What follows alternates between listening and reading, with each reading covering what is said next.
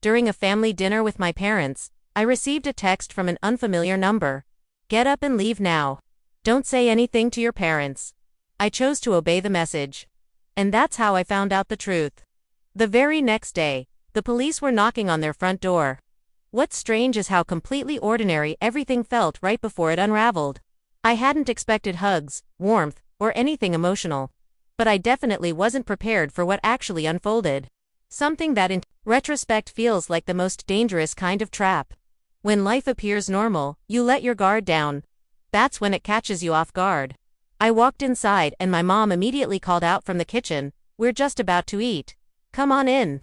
Come in." It was as if I had arrived late to some cheerful gathering. My dad rose from his seat when I entered the dining room, a beat too slowly. Like he hesitated, unsure whether we were doing hugs now or sticking to polite nods. We nodded. Of course, my sister was already at the table, lazily scrolling through her phone with that perfected teenage disinterest she still carried. She glanced up just long enough to acknowledge me, then returned to her screen, offering the bare minimum attention required. That didn't bother me. I wasn't there to win anyone over. The table was neatly arranged. My seat had been pulled out for me. A glass waited at my place, filled with cranberry juice, just like always. Not spiked with any holiday flair, not cute or curated, just plain juice, the kind I used to enjoy. My mom gave me a smile that felt like part of a charade, as if we were pretending at closeness. "You still like cranberry, right?" she asked. I nodded. I hadn't touched the stuff in months, but now wasn't the time to open that discussion. We sat down. They served the meal. It was basic fare: chicken, potatoes, and some kind of green beans.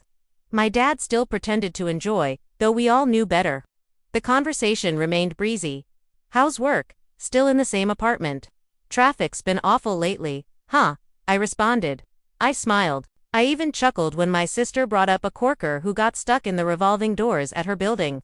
Not because it was funny, but because I knew how to play my part. The quiet one, the reliable one, the one who didn't stir the pot. Midway through my dad's familiar rant about road construction, my phone buzzed in my lap. Without much thought, I checked it beneath the table. The message was brief. No name attached.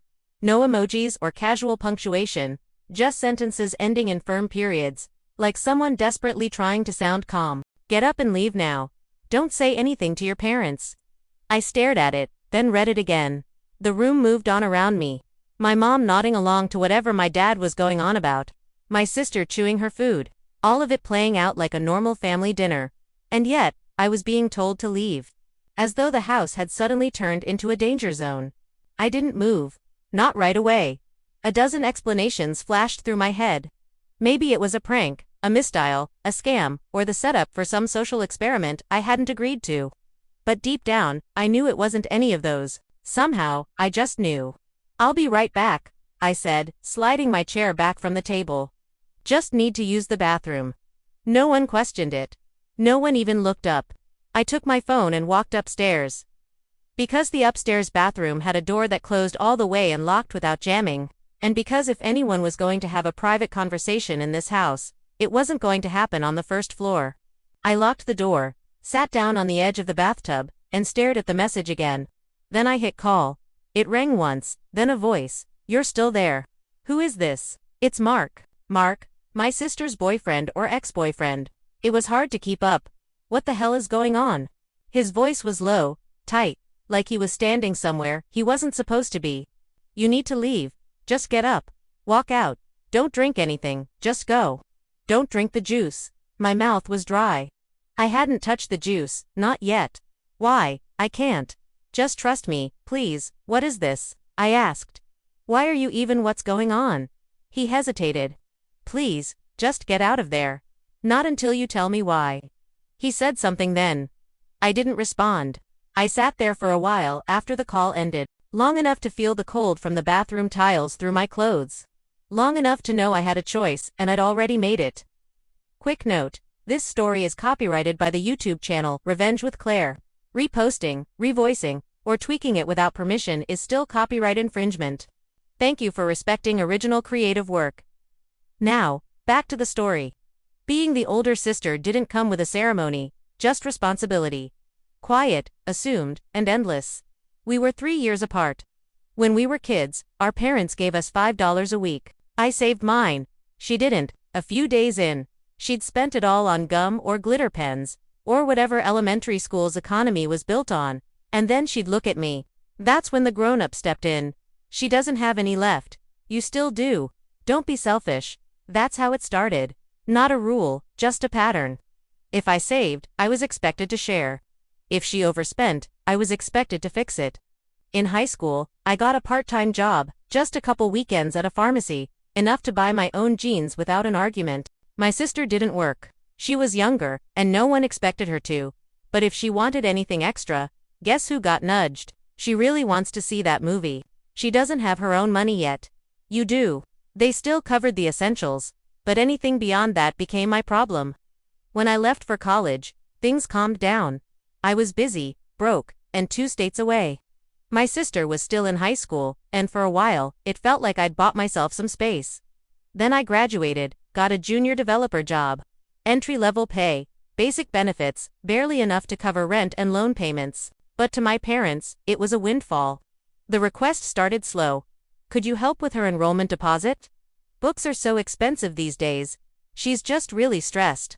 She just started college studying something vaguely financierated. She didn't work, didn't budget, didn't ask me directly. That was always the pattern. She'd ask them and they'd ask me. And at first, I said yes because I thought now that I was earning, helping would feel lighter.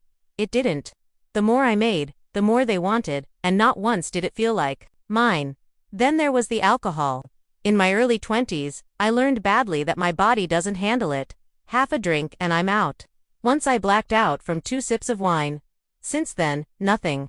Not even champagne at weddings. My family always knew, but truly accepting it was another matter. Come on, just a little. Don't be such a stick in the mud. It's not like you're allergic. I'd decline. They'd roll their eyes like I was being unreasonable. But it was never really about the drink. It was about how they dismissed me when it didn't suit them. A couple of years into my career, I landed a mid-level promotion. It wasn't groundbreaking, but it was a genuine step forward. I called my parents to share the news. My mom replied, "That's great. So, how much are you earning now?" Then came, "Do you think you could support your sister's semester abroad?" She's so thrilled about it. No congratulations, just the same routine. Ask, expect, move on. So, I stopped saying yes. There was no big speech about drawing boundaries.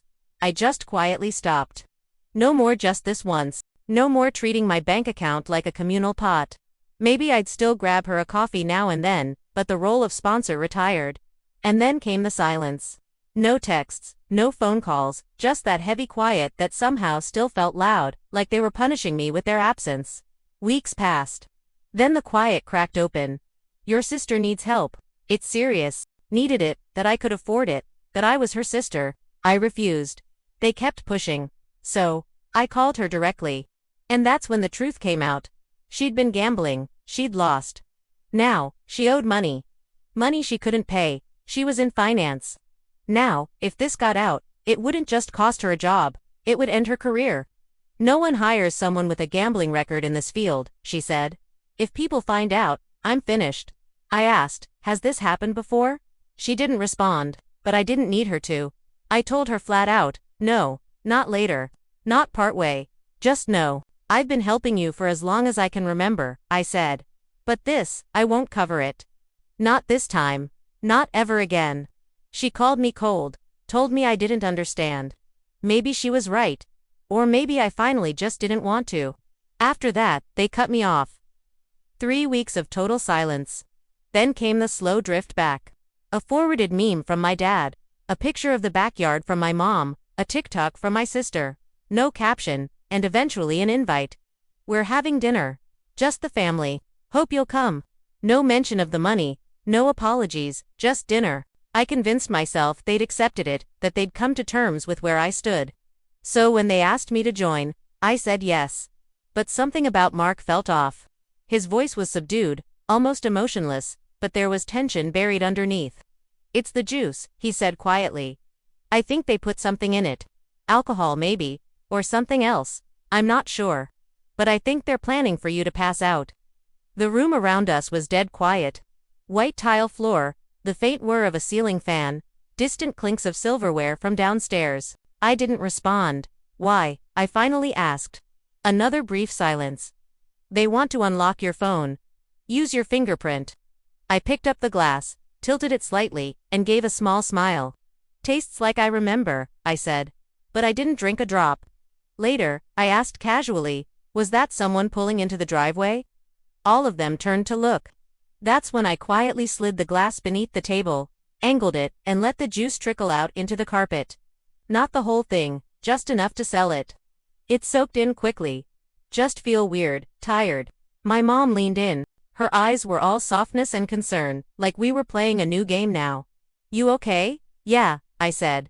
Just a bit woozy. I think I need to lie down for a minute. No one hesitated. They helped me to the couch like I was precious, like they were caretakers, not thieves. I lay down, closed my eyes, tried not to think about how fast my heart was beating. Just breathe even, slow, don't flinch. The couch cushion was warm under my shoulder. Someone draped a blanket over my legs, and then I heard it. Is she asleep? My mom whispered. Yeah, she's out, my sister said. Okay, my dad replied. Let's do this quickly. I heard the sound of my phone being picked up, then something worse. Fingers curling around my hand, my thumb being lifted gently, but with purpose. My skin pressed against the sensor. A pause, then a faint vibration, unlocked. There was something quietly horrific about it. The casual coordination, the fact that they didn't hesitate, they just did it. Okay, my sister whispered. We're in. More tapping. The sound of numbers being entered. Routing number, my dad said under his breath. She has everything saved. How much are we doing? My mom asked. Not all of it, my dad said. Just enough to settle it. Settle what? I kept my breathing steady. I kept my eyes closed. She won't even know. My mom said if it goes through clean, she just thinks she transferred it herself. I told you. My sister said she always blacks out after a drink. We just needed her to sleep through it. There it was out loud. All three of them together. A tap, a pause. It's asking for a code, my sister said. Code. My mom said. Two-step verification. My sister muttered. She changed it. My dad cursed under his breath, a soft, irritated sigh. Try. Another app. Tapping, still tapping. Same thing. Everything's locked. They sat in silence for a second. Then my mom said, just put the phone back. They did. No apologies, no second guessing, no hesitation.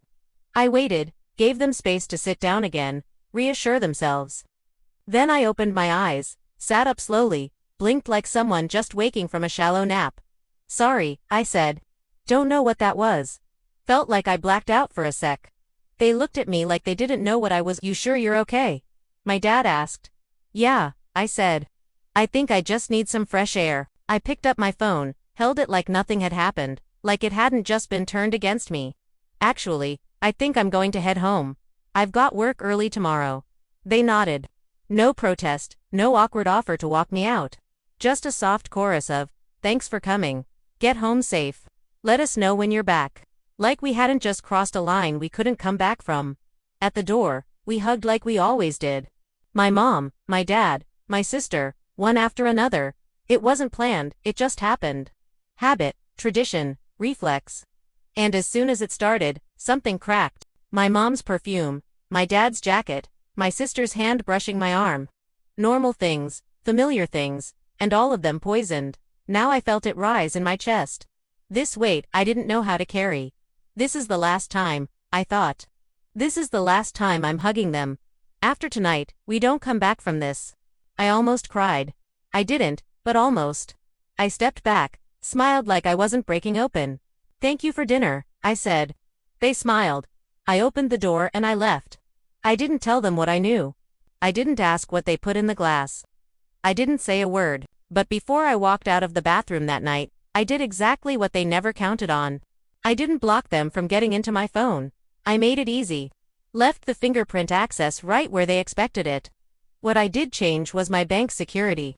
I added two-factor authentication, not the easy kind, real verification, something they couldn't fake with my thumb.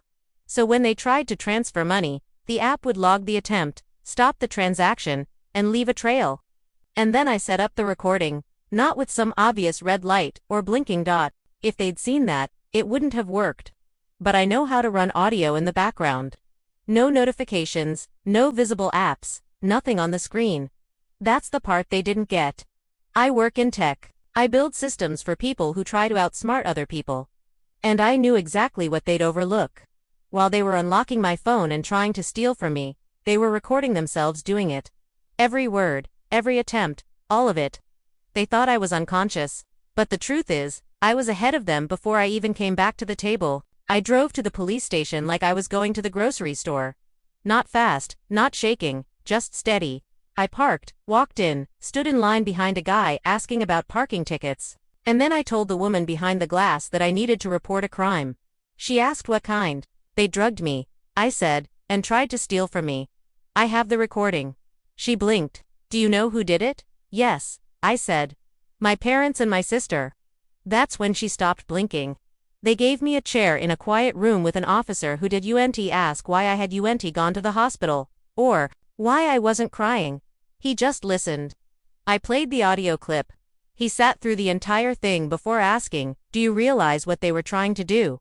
"Yeah," I replied. "They were after my money." I forwarded him the file, pointed out the timestamps, and walked him through the activity logs on my banking app. He nodded frequently, jotted down some notes, and typed carefully into a computer system that looked at least a decade out of date. "This is serious," he said. I gave a small shrug. Yeah, it was. He asked if I was all right, if I had a place to stay, and whether I needed any kind of support. I told him I'd already left. It was my first time ever filing a police report, but I didn't feel afraid. Not anymore. 2 days later, my phone buzzed nonstop. 3 messages and a voicemail all before noon. The first was from my mom. "Did you actually report your own family?" Then, "What is wrong with you?" I didn't respond. My sister left a voicemail. Her voice sounded tight, almost shaky. "It was just a mistake. You made it worse than it had to be." Next came a call from my dad. I let it go to voicemail as well. "You think the cops will fix this?" He said, "You're going to destroy everything. You don't do this to your own people." I texted back one time. "You drugged me. You tried to rob me. That's not family. That's a felony." Then I blocked them. All of them. Mom, Dad, my sister, group chats, every contact, even emergency bypasses. I changed my phone number, rewrote my will, froze my credit just in case. I thought cutting ties would sting more, but it didn't. It felt like I could finally breathe. They didn't contest the charges, not after the audio, not after the bank attempts synced perfectly with the timestamps. Not after the detective said, "We can handle this." The easy way. Attempted fraud, biometric misuse, conspiracy, administering a substance without consent. All 3 of them together. The recording said everything, I didn't have to. They got probation, 1 year, fines, community service, no contact order, no prison time. But the stain remained. I never reached out, never asked how things ended. But word finds you eventually. A cousin on my dad's side mentioned they'd sold the house, debt, legal fees, trying to salvage whatever was left. No one in the family reacted, just silence. As for my sister, I saw her once by chance at a grocery store across town. She didn't notice me. Or maybe she did and just kept facing the shelf like it held all the answers. She was wearing a polo and a vest, stacking paper towels, avoiding any eye contact. Guess finance wasn't the right fit after all. I said nothing. Just paid for my pasta and walked out. Her boyfriend gone. I heard that from a mutual acquaintance.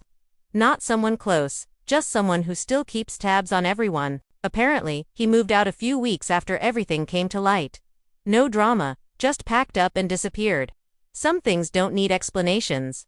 They speak for themselves. And me, I don't get texts asking for help anymore. No more group chats. No more guilt served up as duty. I work. I sleep. I open my fridge and know every single thing inside was bought by me, for me. I thought severing ties would be harsh. Instead, it felt clean. So, what do you think? Did I go too far or not far enough? Drop a comment below, and don't forget to subscribe.